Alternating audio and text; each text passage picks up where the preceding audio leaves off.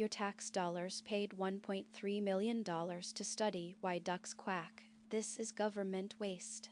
The National Science Foundation spent $1.3 million on a study to understand the mechanics of duck quacking. Meanwhile, veterans wait months for healthcare. Teachers buy their own supplies. Roads crumble. But we have the money to figure out why ducks make noise. This isn't an isolated case. The government wastes billions every year on nonsense studies. Shrimp on treadmills. The mating habits of fruit flies. How fast ketchup flows. Every dollar wasted is a dollar taken from something that matters. Taxpayers work hard for their money. The government should treat it with the same respect. Follow for more. Your money deserves better.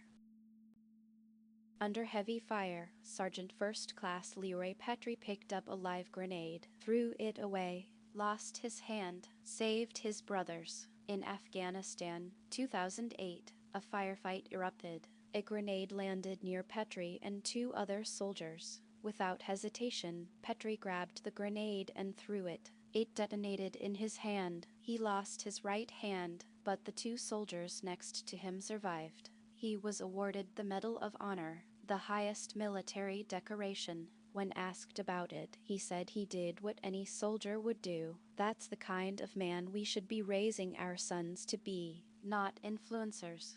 Not celebrities. Men who sacrifice everything for the people next to them. Follow for more. Real heroes don't wear capes. They wear uniforms. Free speech is under attack, and most people are cheering for it. Social media companies ban people for saying things they disagree with. Universities shut down speakers who challenge their ideas. News outlets label opinions they don't like as misinformation. The First Amendment protects your right to say things other people hate. That's the whole point. If speech only protected things everyone agrees with, you wouldn't need a constitutional amendment for it. The people who want to silence you aren't protecting you. They're controlling you. A country that can't handle disagreement is a country that's losing its freedom. Speak up, even when it's unpopular, especially when it's unpopular. Follow for more. Freedom isn't free. The Founding Fathers predicted exactly what's happening today, and they left us a warning. Benjamin Franklin said those who would give up essential liberty for temporary safety deserve neither. Thomas Jefferson said the tree of liberty must be refreshed with the blood of patriots. They knew power corrupts. They knew government grows. They knew the people would eventually trade freedom for comfort. Every generation faces the same choice. Do you hold the line, or do you let it slip? The Constitution isn't just a document. It's a promise that the government serves the people, not the other way around. When that promise breaks, everything breaks with it. Follow for more. Remember what they fought for.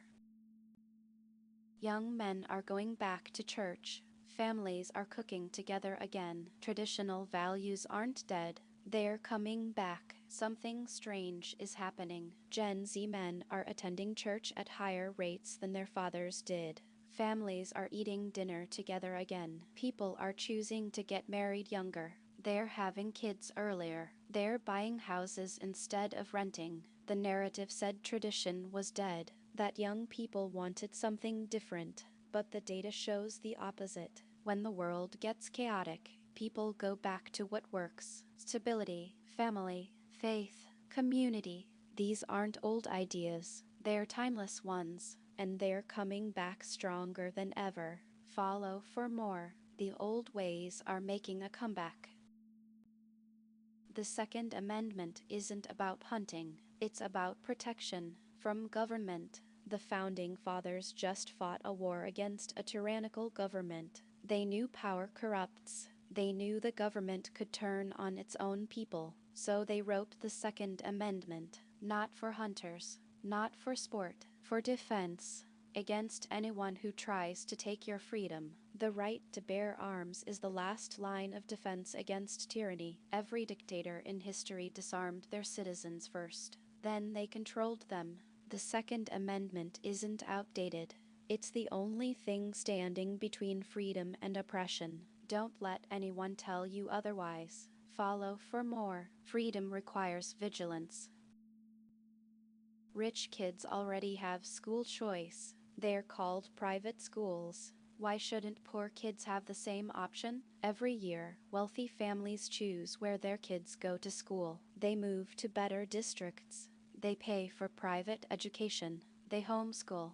But when low-income families want the same choice, suddenly it's controversial. School choice means giving parents the power to send their kids to the best school available, not the one assigned by their zip code. The zip code you're born in shouldn't determine your future. Every child deserves access to a good education, not just the ones born in the right neighborhood. School choice isn't a partisan issue. It's a fairness issue. Follow for more. Every kid deserves a chance.